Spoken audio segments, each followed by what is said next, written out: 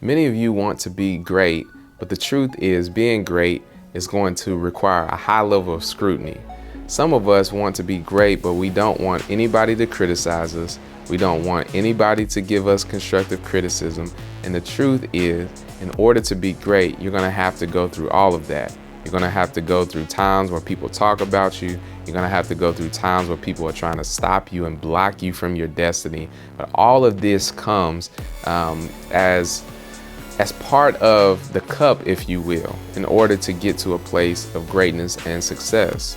And so essentially, when you are trying to be successful, you just have to understand that it's part of the journey. It's for people to maybe not like you, people to stop you, people to feel that your dream is somewhat too large or it's not obtainable, but that's part of it. And if you're getting that level of attention when you are pursuing your dreams, then my encouragement to you is you're on the right track.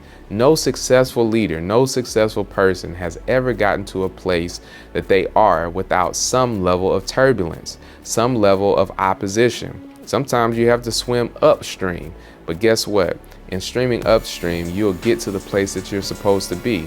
So don't be discouraged when there's opposition. Don't be discouraged when people hate on you. It just lets you know that you're headed in the right direction.